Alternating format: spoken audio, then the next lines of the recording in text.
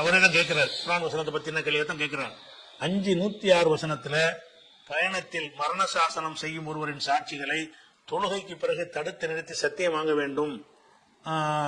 வேண்டும் என்று இருப்பதை எப்படி புரிந்து கொள்வது, அல்லது மாற்றப்பட்ட சட்டமா அப்படின்னு கேட்கிறார்.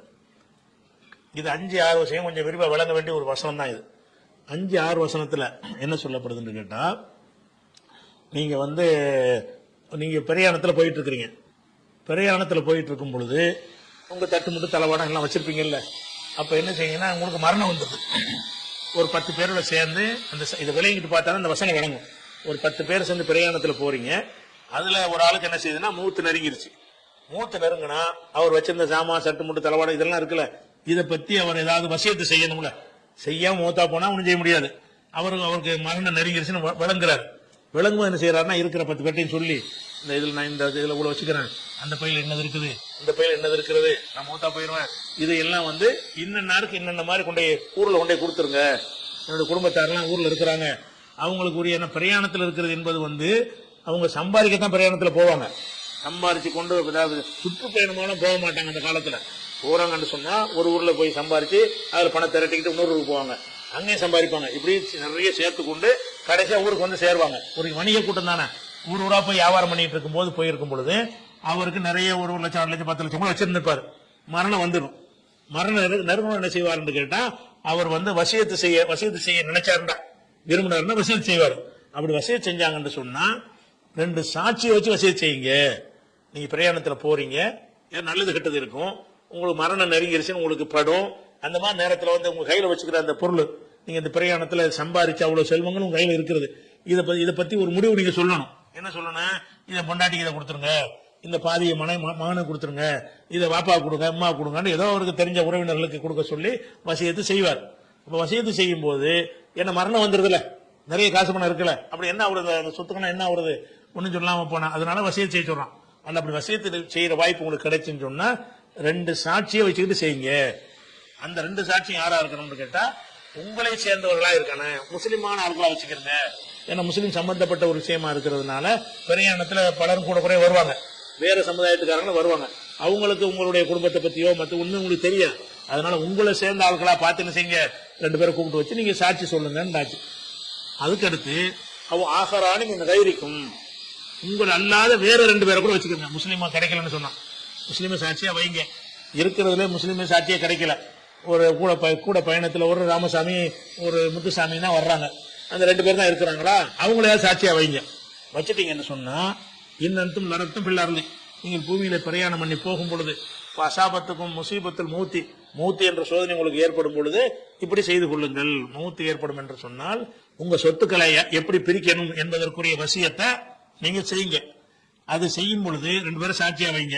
உங்களை சேர்ந்தவங்களா இருக்கட்டும், இல்லாட்டி வேற சமுதாயத்தை 2 பேர் வைங்க. அந்த 2 பேரை வச்சிங்க என்று சொன்னா தஹபி சூனகுமா மிம்பாதி சலாத்தி, பிரயாணத்தை இந்த ஊருக்கு வந்த பிறகுதானே அந்த அமுல்படுத்த இயலும். அந்த சாட்சியா இருந்தவங்க என்ன செய்வாங்கன்னா அந்த பொருள் எல்லாம் கொண்டுட்டு வருவாங்க. கொண்டுட்டு இந்த ஆள் எங்களோட வந்தாரு, உங்க வாப்பா எங்களோட வந்தாரு, அவர் இறந்துட்டாரு, இறக்கும் போது இந்த மாதிரி வசியத்து செஞ்சாரு அப்படின்னு சொல்லி அந்த பொருளை கொண்டாந்து ஒப்படைப்பாங்க. ஒப்படைக்காம கொண்டு போனா ஒண்ணும் செய்ய முடியாது. சாட்சியா இருக்கிறவன் அவனே கொண்டு தந்தா தான் இது பிரச்சனையே வரும். அவங்க கொண்டாந்து என்ன செய்யறான், பயணத்துல இருக்கும்போது எங்களோட தான் உங்க தகப்பனார் கொண்டிருந்தாரு, அவர் மரண வேலை ஆயிடுச்சு, அதனால அவற்றை இருந்த பொருள்களை எல்லாம் இன்னென்ன மாதிரி கொடுக்க சொல்லி இருக்கிறாரு, வாப்பாவுக்கு இவ்வளவு கொடுக்க சொன்னாரு, அம்மாவுக்கு இவ்வளவு கொடுக்க சொன்னாரு, பொண்டாட்டிக்கு இவ்வளவுன்னு சொல்லி அந்த இருக்கிறதெல்லாம் கொண்டாந்து பொருள்களா இருக்கு, தட்டு முட்டு தலைவாடம் காசு பணம் எல்லாமே இருக்கும், எல்லாத்தையும் கொண்டாந்து ஒப்படைச்சாங்கன்னு சொன்னா அவங்க என்ன செய்யணும்னு கேட்டா, அதை அவங்க தப்பாவும் சொல்லலாம்ல. பாதி பொருளை எடுத்துக்கிட்டு பாதி பொருள் தான் அவர் தந்தாருன்னு மாதிரி அவங்க சொல்லலாம், பொய் சொல்றதுக்கு வாய்ப்பு இருக்கிறது. அல்லது வேண்டிய ஒரு உறவினருக்கு கொஞ்சம் அதிகமாகவும் வேண்டாத உறவினருக்கு கம்மியாகவும் அப்படி கொடுக்கறதுக்கும் வாய்ப்பு இருக்கிறது. அவங்கள சொல்ல வச்சா முடிவை எடுக்க போறாங்க. இப்ப அவர் விட்டு போன அந்த வசியத்து பொருளுக்கு அதை எந்த பொருளை எப்படி எப்படி கொடுக்கறது என்பதை இந்த 2 சாட்சிகளை வச்சுதான் முடிவெடுக்கவே நிலையில் இருக்கிறோம். அப்படி இருக்கும் பொழுது அந்த 2 பேரை கூப்பிட்டு என்ன செய்யணும்னு கேட்டா, மிம்பாதி சலாத்தி, தொழுகைக்கு பிறகு உங்களை நிப்பாட்டி வைக்கணும். ஒரு தொழுகை முடிகிற வரைக்கும் இருங்கப்பா, தொழுதுட்டு வர்றோம்னு சொல்லிட்டு 2 பேரும் என்ன செய்யணும், பில்லாஹி, அந்த 2 பேரும் அல்லாஹ்வின் மீது சத்தியம் செய்ய வேண்டும். எப்படி சத்தியம் செய்ய வேண்டும் கேட்டா, இனில் தபுத்தும், நீங்கள் சந்தேகப்பட்டால், அவங்க சொல்வதில் உங்களுக்கு சந்தேகம் வந்தால் நீங்க என்ன செய்யுங்க, சத்தியம் செய்ய சொல்லுங்க. எப்படி, நான் நஷ்தரி பிஹி சமனன், நாங்க இதுக்கு எந்த ஒரு ஆதாயத்தை நாடி நாங்க இந்த சத்தியத்தை செய்யல, உளவுக்கான தாக்குர்பா, அவர் நெருங்கிய உறவினராய் இருந்தாலும் கூட நாங்க வந்து காசுக்காக வேண்டிய இந்த சத்தியத்தை செய்யல.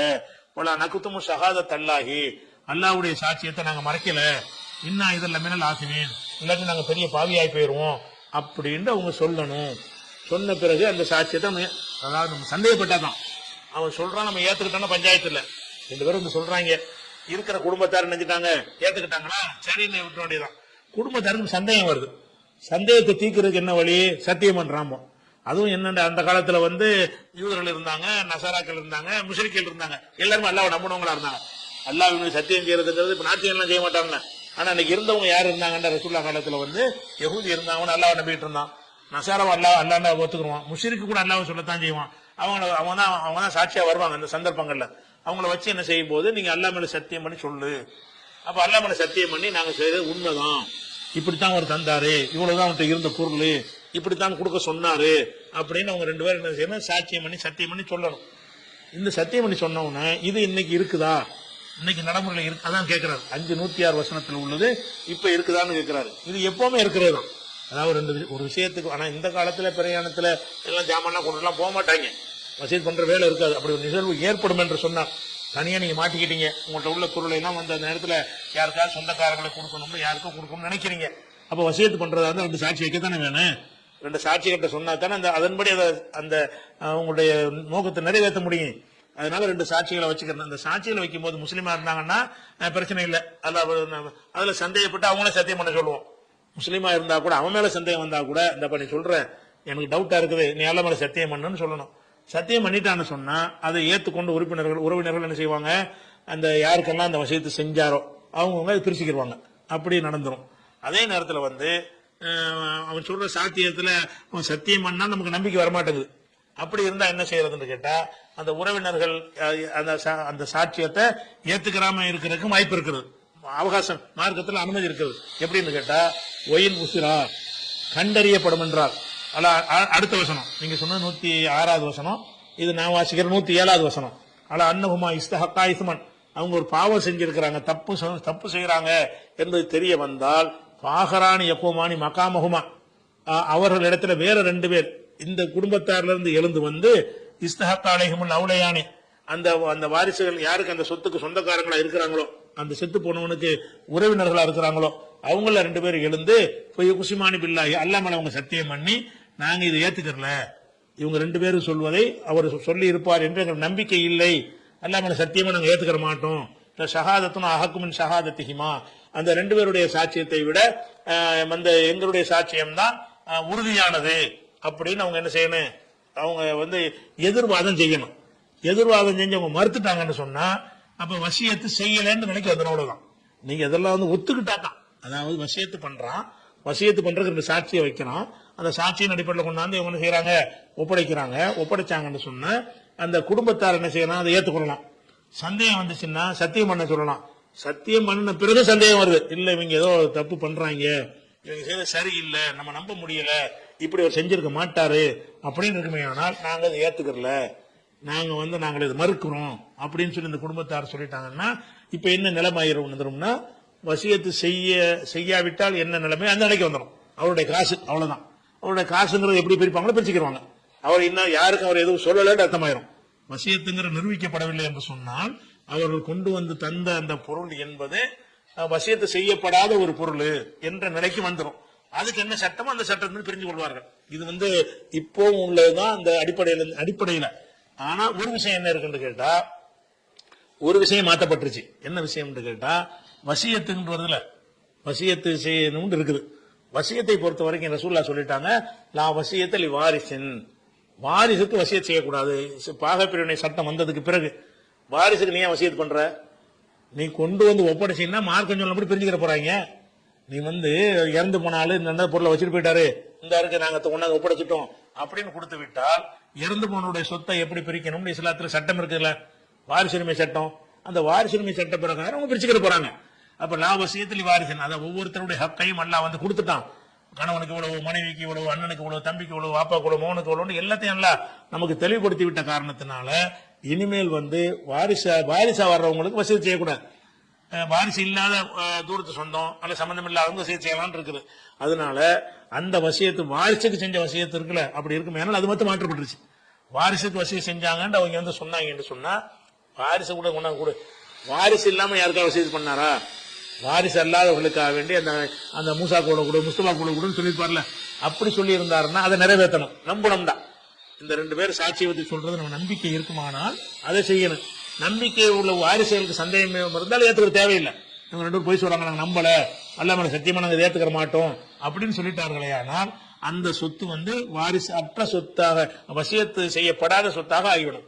எல்லாத்தையும் பிரிச்சுக்கிறாங்க. அப்ப அந்த வசியத்துல வந்து வாரிசுக்கு செஞ்சிருப்பான்னு வரும்ல, அப்படி செஞ்சாரையானால் அது மட்டும்தான் மாற்றப்பட்டிருக்கு. வசியத்தை மாற்றப்படல.